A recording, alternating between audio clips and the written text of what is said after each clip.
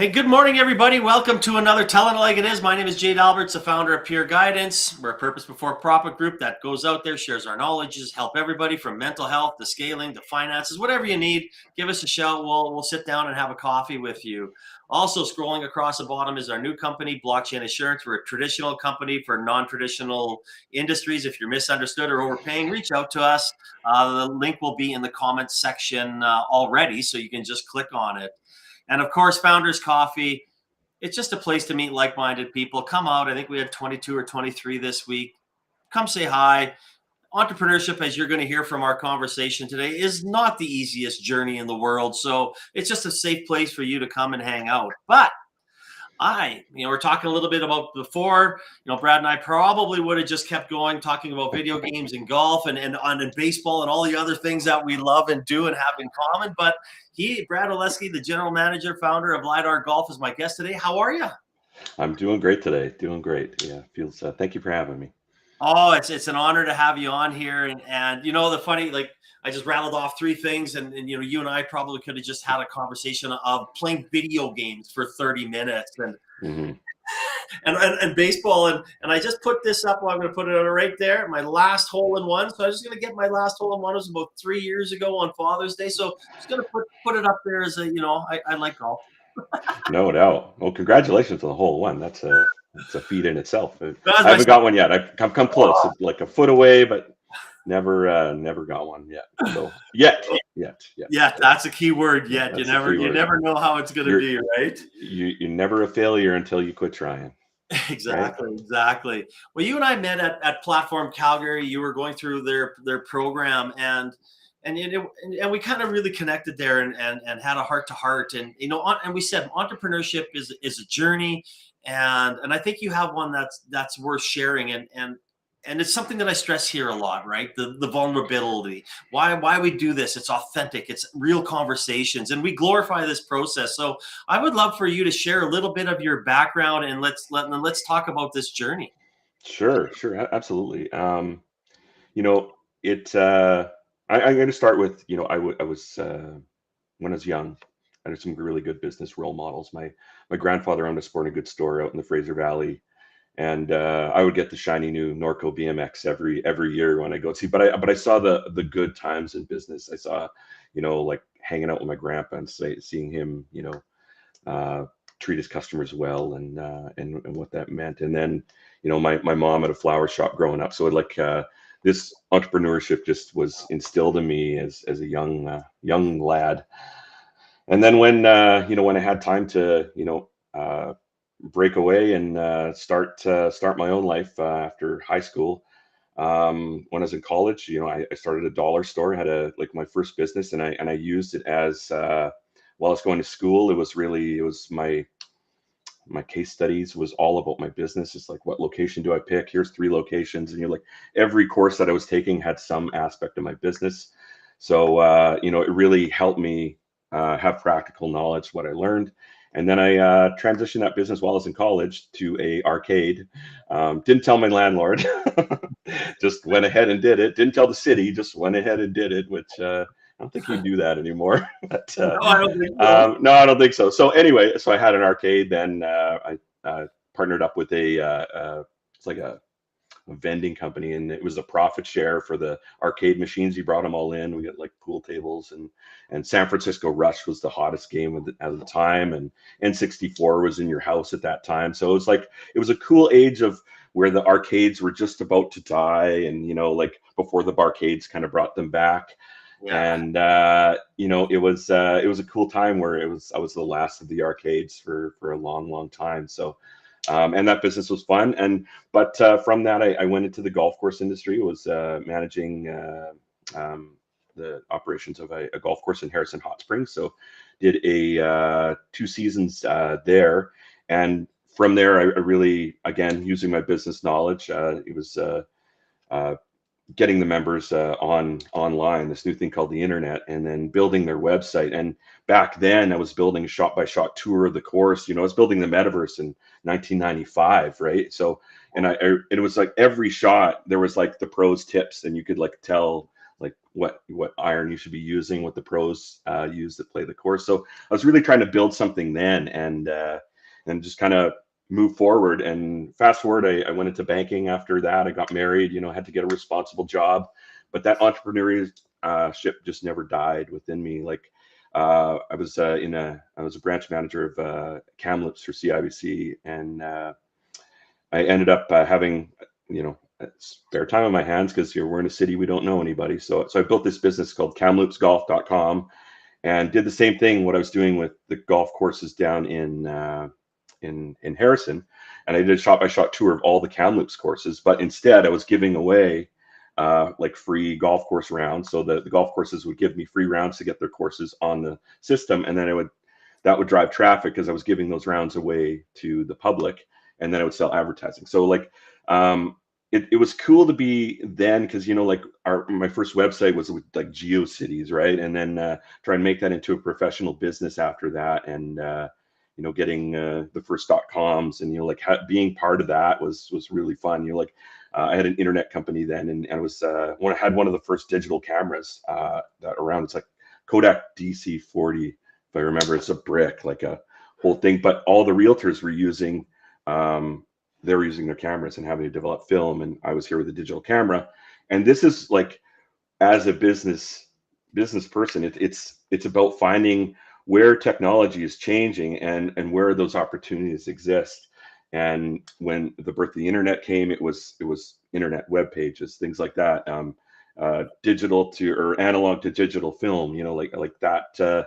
That was important as well, right? So finding those areas, and now like here we are. I know I'm going to jump ahead a little bit, but here we are. Like it was in then metaverse, and I was building in that realm. But we'll get into that a little bit later. I'm getting a little off topic here. I'm sorry. No, And then we just and go. then yeah. So I had a chance. I left banking. So these were all I guess side hustle businesses. I'm used to working a lot of hours, so an 8-hour day is kind of. In film, that's when we take lunch. No, it's 6 hours, but like I'm used to these long days, right? So I got a lot of stamina that can do this extra business stuff. So I moved to EA, and in part of that, at EA, they really taught me a lot of skills around, fail fast, fail cheap, fail forward. Like it was okay to fail, and like it's okay to be vulnerable, and show the underside of your belly, and be okay with that. And it gave me a safe place to be wrong, and be able to look at myself and say, okay, here's what I'm putting forward, and stepping away from that ego. That was the first time it was okay to step away from your ego and not feel like you were going to get attacked. It was a awesome safe place, and I want to build that going forward. But while I was doing that, I learned a lot of skills, because EA works on the cutting edge of technology.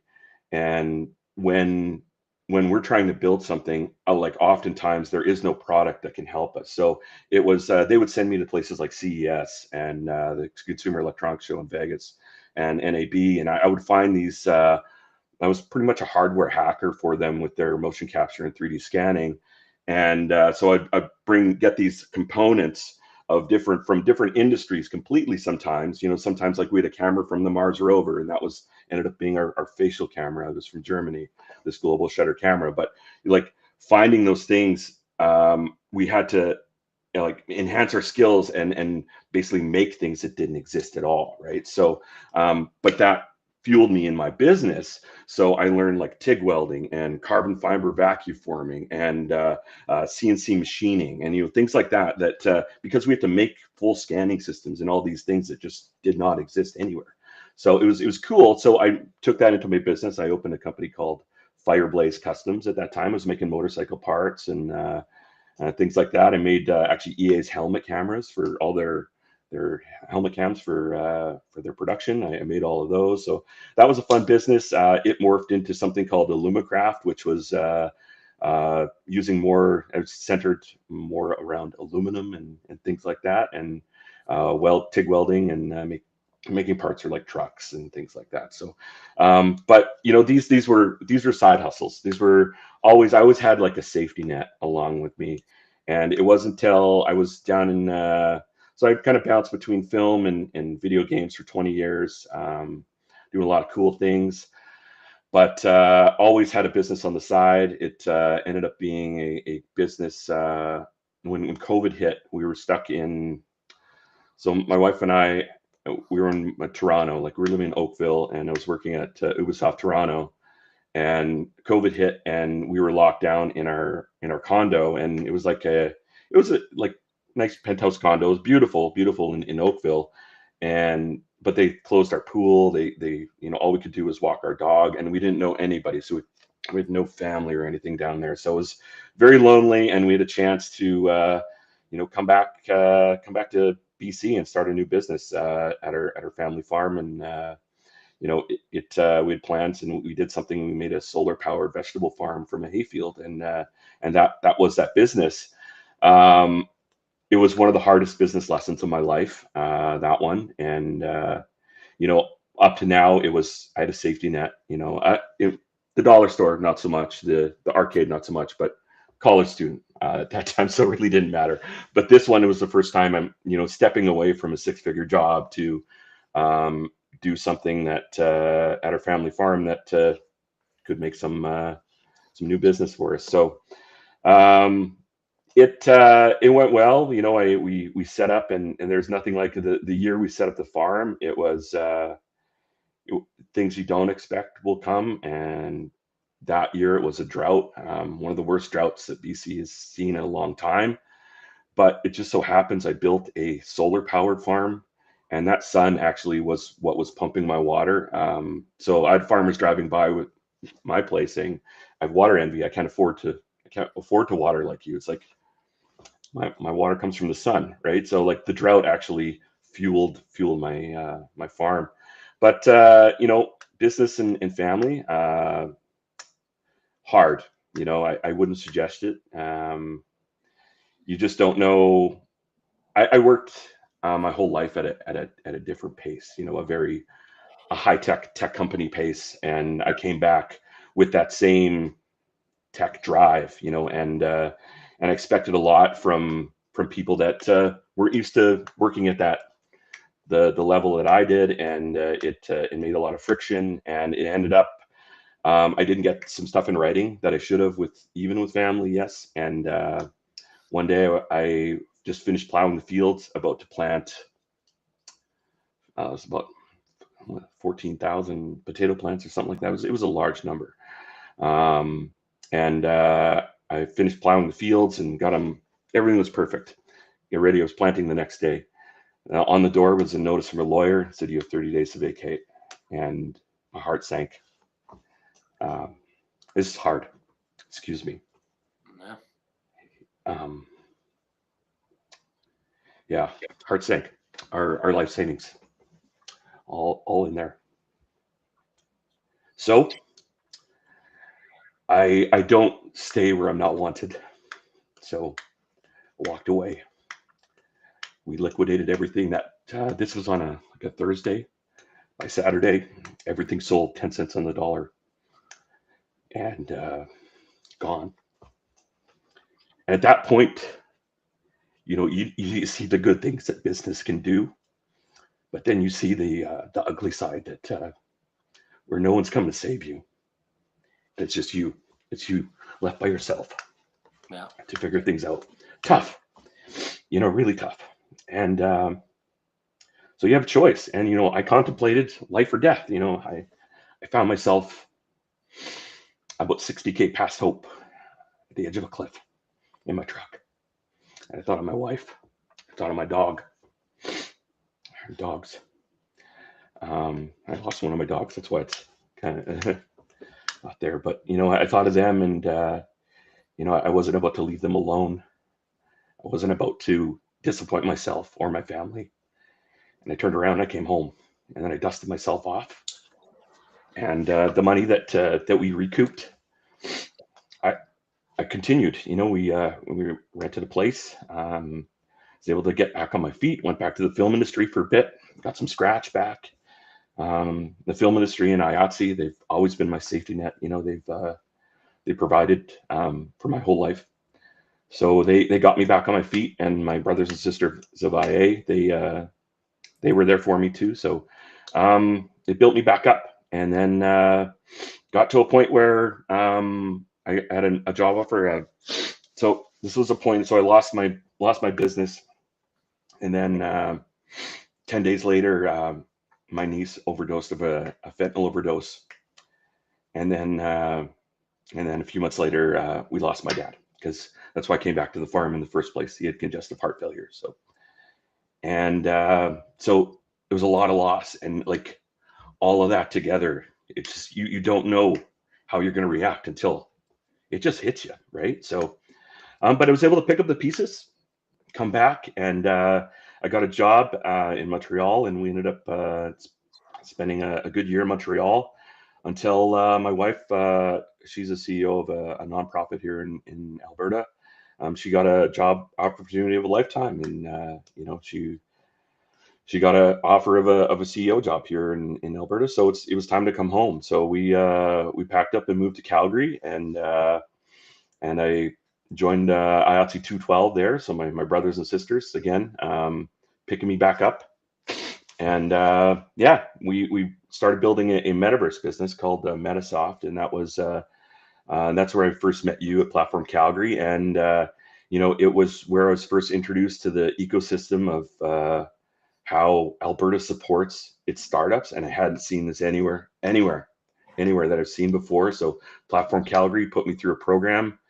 They were building my confidence as much as I was, and they helped me and gave me tools that I didn't know I needed. And like, you don't know what you don't know until someone tells you need to know this. And being an entrepreneur is not, it's I can't say it. It's not all blondes, and we say in the film industry we have a saying, but I won't say it. It's hard, and those hats. No one tells you have to be a expert marketer or an accounting expert, or you have to do all these extra things. You need to do, like, you need to know city planning, and like things like that. Like, there's so many little details, and the minutia is just overwhelming.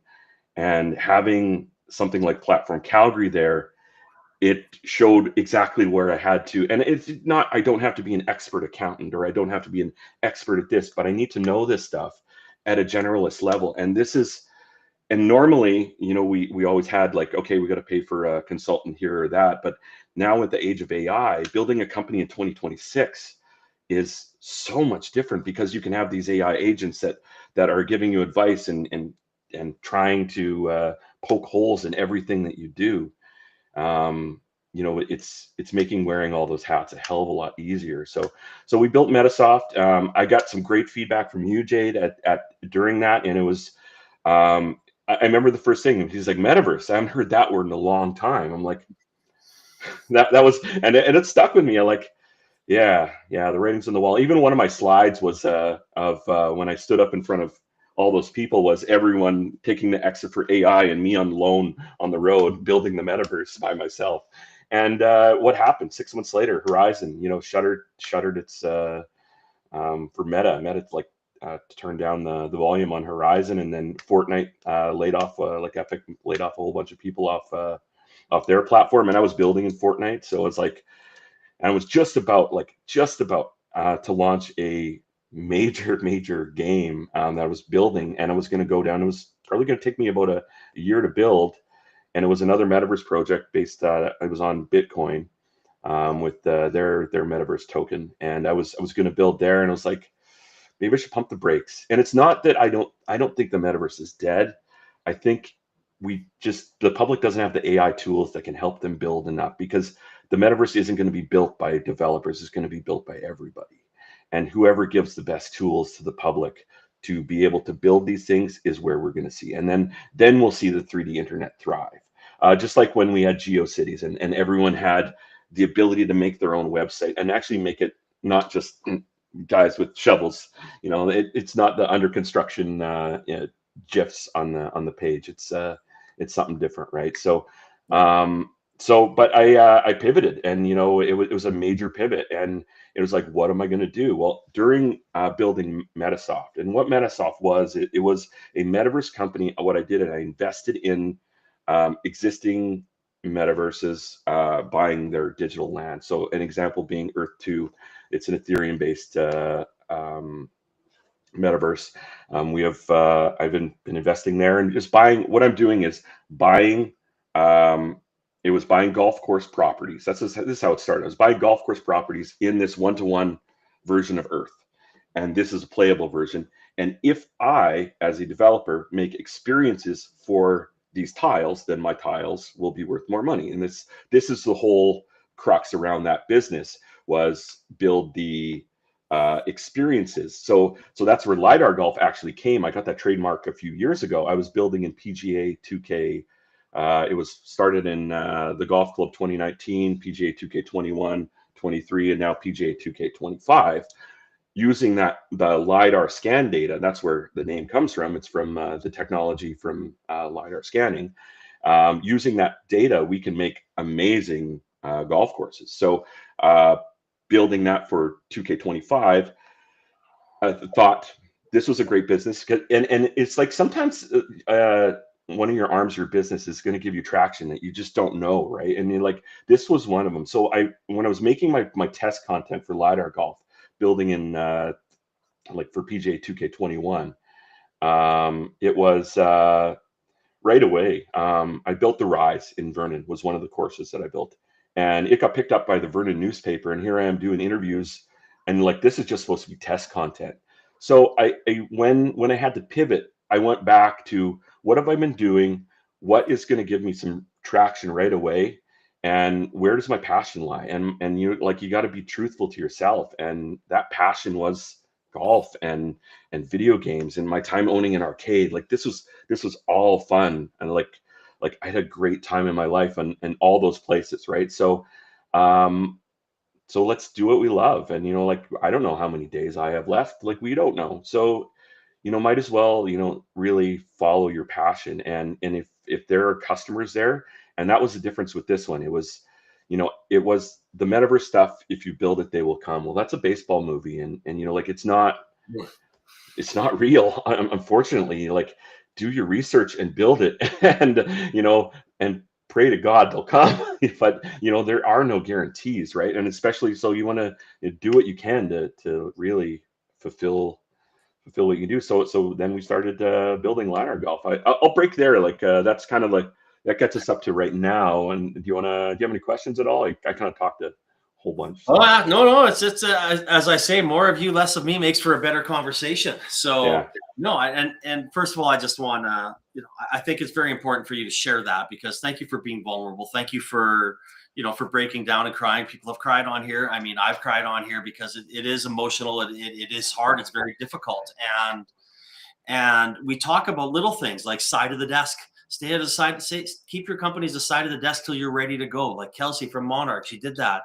And when she's ready to jump into it, because you have a lifeline. And when you don't have that lifeline, it can be difficult. And when we glorify and fantasize, entrepreneurship, which we have stopped doing in the last, or slowed down anyway in the last handful of years, it's important, right? And the last, before I move on, is like, yes, and we talk about that here all the time. The entrepreneurial network here is priceless.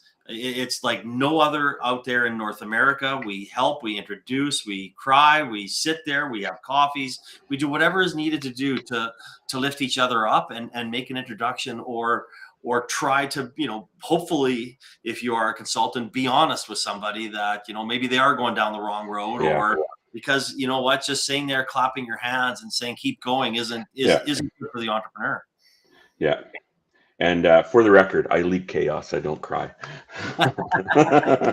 Yeah, actually, I said that it was in one of my hardest times of my life. It's going through all that shit. I was on Twitter and I said that leaking chaos, and there was some Globe and Mail reporter picked it up. It's like leaking chaos. I love it. I'm going to use it. So and then and I said that on one of your podcasts a few weeks ago, and I ended up writing a song that and that's. We talk about how we get back, and it was about what are your outlets to get rid of this, whether it be journaling or like how to do it. Like for me, it's music. I went to it was like a you heard of the music therapy ride? There's like a big motorcycle ride for music therapy that's out on the West Coast. So I went on this ride. It was like the guy from Bare Naked Ladies was on it. He kind of led. He was their poster boy for that. And you know, music therapy is real. You know, it's you want to set some down. You're like, if you go to, you know, 3lv15.com, you'll see my pain on the page, in songs, you know, from everything from losing my niece to my dog dying. It's there. And you'll also see how I came back and how I just recently recorded a song that I was just telling you about. And this one is about what is the next chapter. And the next chapter is being truthful and being real and being kind and being honest. And I've always hailed, you know, integrity as a cornerstone of my life. And it's like, and now it's time to really like 100% live that and live it honestly with zero ego on my part. And, you know, like I'm here to build something. I'm here to give back. I'm here to, like, I don't need any more credits. Like we were saying before the show, it's like I've worked on over 100 either AAA games, feature films, TV shows. It's given me a lot, and I've traveled the world, and I want to be home. I want to be in Edmonton. I want to be in Alberta, and you know, LiDAR Golf is giving me the opportunity to build a development studio first. And you know, like this is where the evolution of where my metaverse stuff is going is we're building local golf courses for people to keep playing. And you know, this is why we're not just a simulator club. This is why I'm a private simulator club.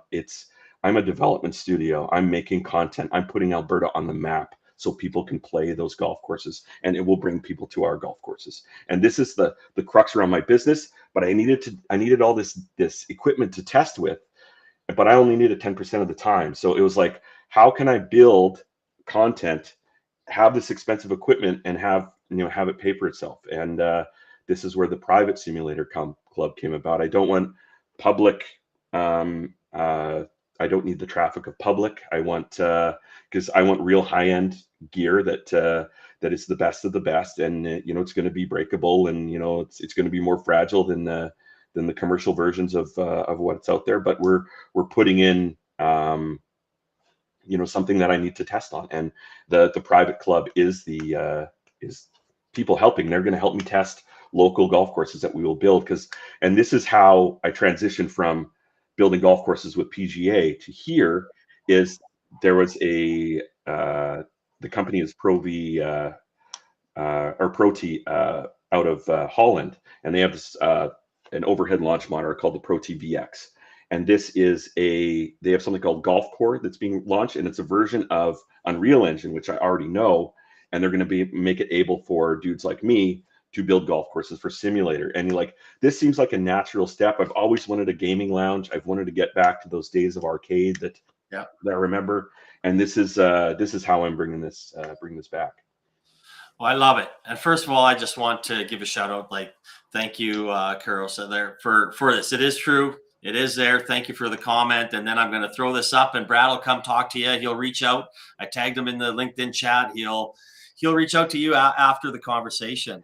So, but I think that, I mean, obviously we're golf. I don't do a lot of sim golf and things like that. I mean, our girls, our daughters, and we're playing ball, and we're all over the place. And as you said, what works for me is I like being at the gym. I like playing sports. My wife likes journaling, whatever makes our mental health right. So I have to take care of myself. Otherwise, you know, a company's only as healthy as its founder. And we talk about that when we're working. So I want to dive into a little bit of LiDAR Golf in our last little bit here. So, you know, tell us a little more about, I know it's a private membership. How do people get a hold of you?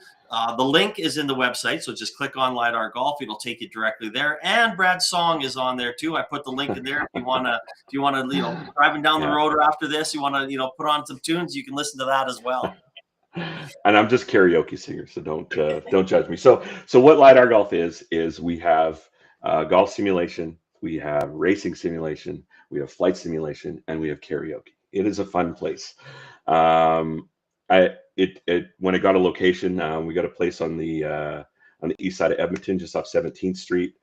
It's an industrial area, so it had an office area that couldn't fit any golf simulators. Like, well, what can I do that's fun that our members will like to do? And and that was racing, flight, and karaoke. So the meeting room turns into karaoke room. So so I'm a karaoke host there, so you can be on stage if you want. Perfect. So LiDAR.golf is how you get a hold of us. You can email me at info@lidar.golf, or you can, our phone number is 825-333-GOLF, which is 4653. You can call me there. We're opening October 13th is what our target date is. We get our location on September 15th. And we're actively pursuing acquiring all our technology. We're just at GameCon this weekend, showing off some of the stuff that we got already. And I will be at K-Days for the whole run with our friends at GDX. So I'll be there, and yeah, so you can come see me there. And if you have any questions, feel free. Memberships are on sale right now. I have super early birds, which is 33% off only till June 30th. So please do buy a membership early, and your price is locked for as long as your membership is active. So you can lock in at that low rate for next year and the year after and whatnot. And if you are a member, you can bring up to 4 guests. So you can be the coolest friend in your friend group, because you're the one with access, and bring all your buddies with you. So, and just $5 a head. So I want to make it really affordable for people to come down, and it's going to be, we're capping at 144 members, so we don't oversell. We want to guarantee you at least 2 hours in the simulator a week of tee time bookings. And then on the day, if there's no one there, you can walk on and play as much as you want. And the other simulators, that's just for golf. For the other simulators, just first come, first serve. Just book them up by the hour. And but all free for members, and just $5 a head, and sign a waiver when you show up. And that's going to be our business. It's and then come next year, we'll be scanning a lot of golf courses. We signed an MOU with our friends at 212 in Calgary, the IATSE 212. So we are a union house, and we will be using for our technical talent. The same guys that make Marvel movies and whatnot are going to be building your golf courses, and they'll be scanning them. So we'll be selling that to courses and the course builds, and then building them so they're playable in simulators. So and that's how we're putting Alberta on the map. That's the goal of the business is grow Alberta and make Alberta a better place. Well, it's already a great place, and I love it. I mean, every time I go, I mean, even back in the day when Golden Tee and all, those came out, you play Pebble Beach or you play Augusta or whatever courses were on there. And everywhere I go, I just golfed Glen Abbey here for the Bitcoin Open, and beautiful course. Don't get me wrong, but I'm out there, and people of Toronto who've never probably left Toronto. It seems to be a thing.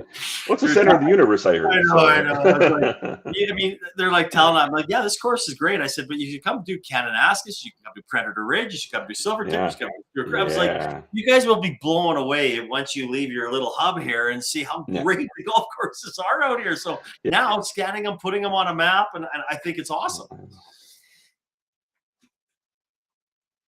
Oh, we had a little freeze there, or maybe it's me freezing. Who knows? But did we have it go? Oh no, we went away, or maybe I went away. I don't know what happened. But anyways, I'll just keep talking because I think we're going. But yeah, I mean, again, Brad, thank you so much. If we don't come back on, we're good to go here.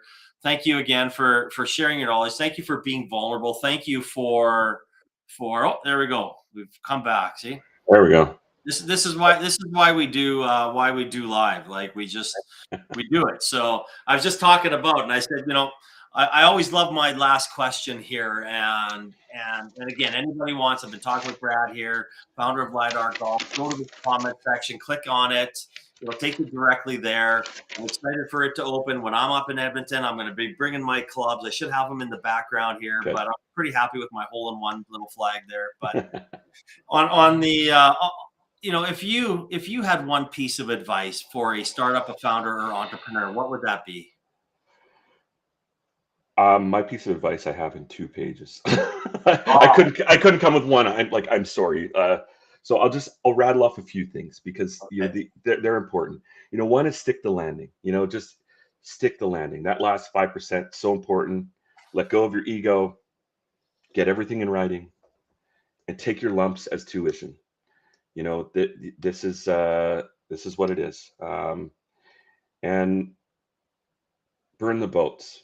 I think it was Cortez in 1519. He burned the boats at the beach, and I'm getting a bad echo. Well, keep going. You're good. Yeah. So we're make sure you have enough runway, have patience with yourself and others, and I think that's it. Be an AI maximalist. There's a great course that the government of Alberta puts out. You got to take it. It's 5 days long, but it'll change your life. And its goal is to make you a 10x person, no matter what your field is. So do that. That's it. No, And well, then that's a just lot. be honest with yourself, though. Just be true. It is true, right? I mean, and the one thing that I will say to add on to that is if you are struggling, ask for help. Asking for help is not a sign of weakness. There are people that will listen. There are all people that'll have a coffee with you, and I can guarantee you that what you're going through, somebody else probably in that same coffee shop is going through it as well. So, we're here to support, we're here to love, we're here to, make sure everybody gets to the, goals that they want to be. So Brad, I really appreciate you coming on today, being vulnerable, sharing your story. I think it's important for entrepreneurs to share the good and the bad, and share the struggles, because it's not all rainbows and ponies. It's in the dirt. It's crying in your car. It's crying in your basement. It's going through a mental breakdown with your wife. It's a lot of different things, and that's why I share our story as well. And my story is because people need to hear that it's not a journey that's just easy. Totally. Skipping meals for so your company can eat the next day. It's like we don't talk about the orange diet that you have to eat the macaroni and cheese, the Tang, the Cheetos. Like the ribeyes go away for a little while sometimes. Well, I tell people that I've slept in my car in cities overnight and gone to 7-Eleven and freshened up and then gone for the days because we couldn't afford a hotel room. Like it's not, I haven't done that in a while, but again, I mean, sometimes that's what it takes. And every penny matters when you're in your business here. And as most people in this province understand, raising capital is hard, but the only capital you do control are sales. So you're going to have to get out there. Totally. Awesome. Well, again, Brad, thank you so much for coming on. Thank you for sharing your story. I am off for, I think, next week's Canada Day, that we have our trade mission here with the Canadian Bitcoin Consortium. And then I believe I'm back for the rest of July. And then I'm taking August off because we're going to be at the lake. So I'm off for a couple of weeks here. So enjoy your time. Again, Brad, thank you again. And I hope everybody enjoys a beautiful Wednesday out there. And, hit the links if you have some time. Great. Thanks for having me.